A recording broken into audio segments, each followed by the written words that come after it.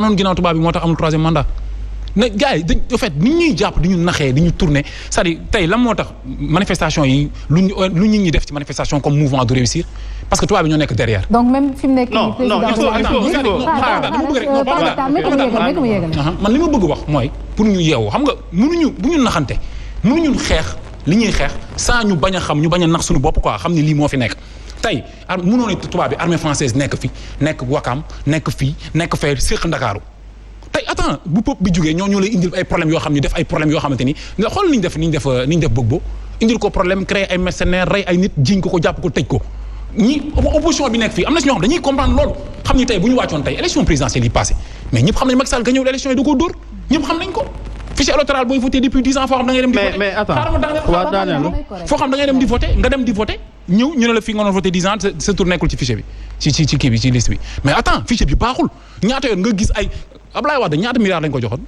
24 milliards lañ ko joxoon mu defal ñu carte d'identité ak carte électeur Macky Sall 54 milliards mu defal ñu benn boo xam boo ko nuyoo sax mu dam boo ko dee sa poche mu dam nga dem di c'est-à-dire lu kenn xamul la élection yi ñëpp xam nañ Macky Sall doo ko dóor mais kenn xam lu tax kenn yëngatuwul parce que tubaab bi ñoo nekk derrière bu ñu nax suñu bopp. non troisième mandat bi nga xamante ni moom la ñuy laam-laamee dina am ak du am. tubaab yi tamit ñoo nar a nekk ci ginnaaw. mais ñoom commencé nañ ko bu yàgg lu tax ñuy jooy Orange lu tax ñuy jooy Eiffage lu tax ñuy jooy Auchan lu tax mu yaatal ñun ñëpp lu tax mu toog wéeru xelam dal parce que xam ne ni tubaab bi ñoo ko dooleel. fii xoolal bi muy wut lan la dafa menacé woon Abdoulaye Wade ne Abdoulaye Wade su bëggee toog ci pouvoir bi dañ koy dóoree ci palais bi kan moo ko mayoon fit boobu ak doole boobu parce que y avait l'armée française derrière la France est partout mais français su ma koy xam nga bu ñuy wax man waxuma affaire couleur France du ay affaire de couleur mais affaire système la léegi ñun man li may woo Sénégal yi mooy dee met Macky Sall nii lañ ko war a fitnaal waruñu koo may dara warta nelaw mu xam ni peuple duñ ko bàyyi aussi. Yacine bëggoon naa répondre par rapport à ça parce que lu ndaw rek laa ci wax waaw nga may ma ko rek ci quelques secondes rek gis nga. ma jël ko ci temps Cheikh Omar. waaw Cheikh moom sama frère la lu ma def baax na kon alors gis nga tubaab bi c'est vrai que tubaab bi am nañu histoire boo xamante ni une histoire tragique la kenn werantewu ko mais gis nga tubaab yi demuñu si ginnaaw kenn di la naan voté lal Macky Sall fichier électoral bi baaxul mais terewul waa Ziguinchor fulla ak fayda bu ñu wane ba Ousmane Sonko gagné ko. waa Touba fu lak fayda bu ñu wane ba keneen gañe fa ak Thiès bu ko waa Dakar wane woon ak yeneen dëkk yi tey jii keneen mooy doon président ku dul Macky Sall tubaab yi ñu taxaw di la naan bu ñu la woowee manifestation bi nga xamante ne sa njëriñ la bul dem te et puis tubaab yi amuñu benn intérêt Sénégal di sombre xam nga lu tax seen entreprise yi nga xamante ne loolu sax c'est contradictoire seen entreprise mënul nekk Sénégal nekk seen grenier Total yi ñuy wax Eiffage yi ñuy wax yooyu yëpp tey jii il faut que économie Sénégal dox pour entreprise yooyu noonu mën a tibb yóbbu foofu seen dëkk nga defee ni ñoom daañu toog tey jii di seetaan seen économie Sénégal di def nii seen entreprise di def nii ànd ak ñoom duñ ko def. non mais fekkee keneen ku ñëw nekk seen intérêt il faut ñu def loolu fekkee keneen ku ñëw nekk seen intérêt il faut ñu def loolu. non mais yow kon gëm nga yow dafa attends yow premier ministre mos nga gis dans l'histoire premier ministre bu taxaw ne joxe résultat yi jour élection ci guddi woo suñu RTS mel ni Selbé Ndom di gis lu ñëwagul ba wax chiffres yi. non xoolal Abdou Karim mais attends conseil constitutionnel ñu wax même chose. Abdou Karim gis nga am na benn bindkat bu ko bindoon. et si l'Afrique refusait le développement. dañu nekk ci loolu bu yàggee nga jeexal. Cheikh Omar Talla faaw nag moom mu wax ci soxlaam. rapidement parce que France dafa am pour des raisons géostratégiques Blaise Compaoré bi faatlu woon Sankara bi peuple burkinabé jógee bëgg a dal ci kawam France moo ko rawale. France pour gérer ay intérêt au Niger soxla nañ uranium président bi fa nekk tant que mu ngi leen di arranger dañ koy soutenir et France pour gérer ay intérêt crise bi amoon Côte d'Ivoire bi ñuy ñëw indi armée pour jël Laurent Gbagbo teñax ko téye yóbbu jël Ouattara imposer ko c'est cette même France c'est la mère de la France qui sera toujours derrière parce que à la place de chef d'État on a des marionnettes et ça je le dis beneen bi man bu ma ñëwee ci constitution c'est très simple constitution du alalu jinne du yëfu dara bind la bu leer noir sur blanc malheureusement en Afrique on a des constitutionnalistes am nañ ay tailleurs dañ lay jëlal mesure ba mu baax ba ni nga ko bëggee ñu def ci ay porox ndollu yoo mën a rëccee yoo mën a jaar mais fii kenn du fi jaar tu sais pourquoi parce que dans l'esprit et la lettre dans l'esprit Abdoulaye Wade sénégalais yi dañu def 23 juin ne bëgguñu troisième mandat bokk na sax li tax mu gën fee jóge 23 juin am Macky Sall yoroon maire gàddoom ñeneen yor ci donc bi ñuy tëggaat constitution bi dañoo tëggaat ni nit dootu fi defati ñaari mandat lu ko wees ci constitution bi dem leen ngeen ubbi ngeen xool dañ cee bind nul ne peut exercer plus de 2 mandats consécutifs kenn mënul def lu ëpp ñaari mandat yu tegaloo on ne parle pas de la durée du mandat 5 ans 7 ans anyway on parle ici du nombre de mandats Macky Sall moo la gën a xam ni def na benn mandat bii amaat na deuxième mandat moom toog na wax ko jarul débat Ouattara bu doon nit la Côte d'Ivoire am une crise cyclique pendant 10 ans nekkoon le poumon économique même de la zone UEMOA pendant 10 ans ak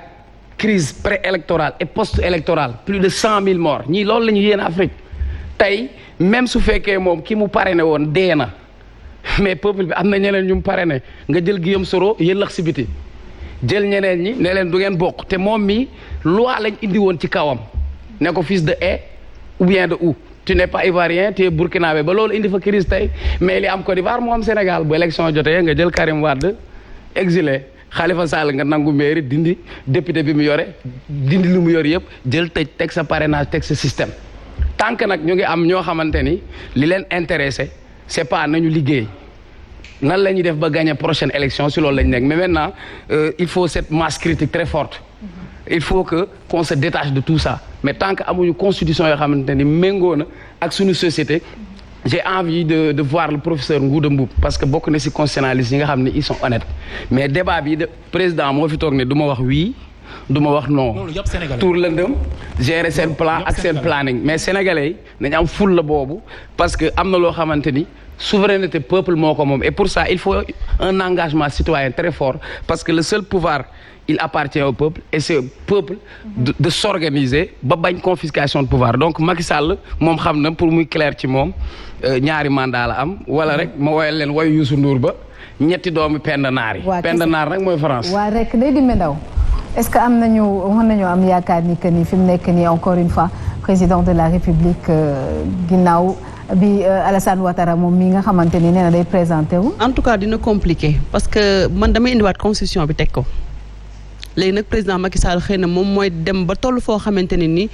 gis na ni nguur kenn du ko ñedd mu dem mais tey bu ñu sukkandikoo ci constitution bi tey les avis sont partagés parce que am na spécialistes yoo xamante ne ni wax nañu ni président Macky Sall mi ngi tàmbale mandat bu njëkk. am nañu gis ni président Macky Sall bi muy mujjanteeleen bu mandat donc tey jii encore une fois ça bu. mais loolu remake la looloo fi amoon ci temps Abdoulaye Wade mais justement malheureusement noonu la te tamit wax dëgg yàlla foofu tamit à chaque fois dañ koy laaj. ñiy bind constitution bi. pourquoi bu ñuy bind du ñu bind mu leer. pourquoi toujours ñuy am bu ñu bindee article nii alinéa nii di indi ay problème donc wax dëgg yàlla constitution war nañ ko mën a bind bu leer boo xamante ne ni xëy na nag ku ko bindee noonu am na lu mu ci jublu loo xamante ne ni xamuñu ko. mais encore une fois problème bi leeragul. te wax dëgg yàlla bu ñu demee ba ci kanam xëy na président Macky Sall dina wax ak sénégalais yi pour wax leen ni leen bi mooy mandat bu mujj mais en tout cas dañu bàyyi xel bu baax a baax ci yenn spécialistes yi lu ñu wax que ni Afrique de l'Ouest Sénégal daf ko téye bu baax a baax. merci beaucoup Ndeye Dame alors leeral askan wi est-ce que fi mu nekk ni Alassane dafa woon yoon bi Macky. waaw bon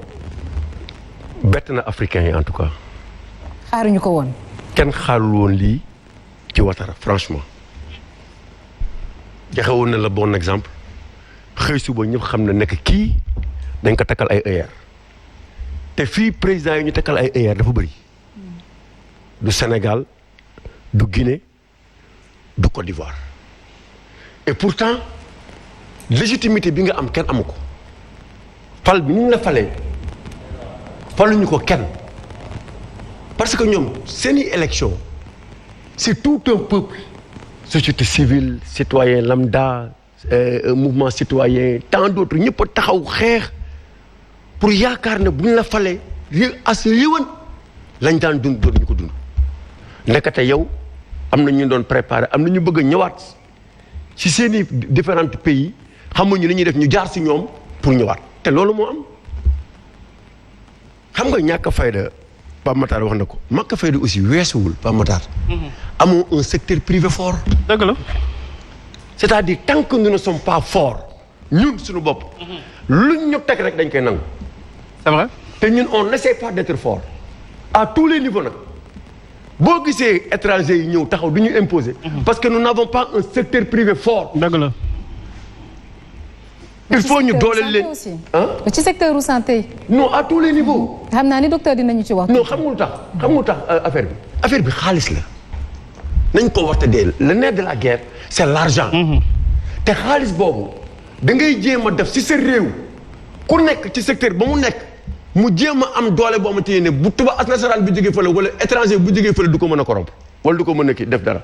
parce que di nga am secteur privé boo xamante ne bu naree def nga ne ko jàll fi ñun suñu réew doo ko taal wala suñu réew doo ko def lii. dëgg la mais ñun loolu lañ ñàkk. Regarde dans ce pays-là mon frère l'a dit tout de suite mais réew mi pour ñu jaxase ñu dafa yomb parce que toutes les mamelles nourricières de ce pays lépp lu nga xamante ne dafay indi koom-koom yoruñu ko donc dañuy bàyyi ba en une période affamer le peuple xaar ba ñu soxla leen ñu ñëw jox leen ay weccit ñun ñu topp leen c'est comme ça d'autant plus que fii niveau de prise de conscience de la masse. ñëpp xam nañ ne amul te lu fenn fii. Chaque jour vous vous battez, chaque jour vous sensibilisez les gens sur des choses yoo xamante ne c'est très important et c'est légitime mais vous ne voyez pas le peuple. Pourquoi? Parce que ku nekk boo yeewoo yaa ngi seet loo mën a amee ndékki loo mën a amee añ loo mën a amee reer loo mën a am leneen mais bu fekkoon dañu am un secteur privé fort nga xamante ni ne Sénégalais bu nekk il est acteur de son propre développement avant d'être l'acteur du développement de son pays kon heure bi du ñu toll fi ñu toll ñun li ñu war a def tey mooy xeex pour retrouver waat notre souveraineté économique. Tant que nous ne retrouvons pas notre souveraineté économique, mais qu'on se trompe, nous n'allons nulle part. Mais est-ce que souveraineté économique mën na empêcher troisième mandat? Souveraineté économique. waaw xam nga tax bi nga xamante ne réew mi am na fu mu toll. gis nga kilifa moom des médias taxaw na. nu mu mujjee. est-ce que il a été suivi par le peuple. À un moment donné il a fait le tour du Sénégal partout dans le Sénégal. s'enquérir la situation di ko dénoncer Sénégal yi yëpp war a xam ne kii mënoon na toog créer ay emploi ñëw toog fa mu toog liggéey mais au nom du patriotisme gis situation yi Sénégalais yi nekk ñu ñëw taxaw ne day xeex lan la mujjee. dama dolli la ci Oumar. oui benn Pape Makhtar nañuy jël instrumentaliser ko jox ko 10 000 francs. mi dem di ko saaga. tu vois. c'est-à-dire moo tax ma ni gis nga France nañu ko ne di naan France di jël lépp di ko jiñ bañ a jël suñu responsabilité ñu assumer ko gis nga encore une fois. ñun am nañu benn problème boo xamante ne dëgg la France loxo ma ngi ci mais ñun ñooy solution bi tant que amuñu fulla ak fayda Yacine président bi mu ñëw di inaugurer benn mbir jël ay nit plus de 1000 personnes ñu taxaw foofu di tàccoog di yëkkati loxo ñu jox leen benn t-shirt loolu xiif mënu ko justifier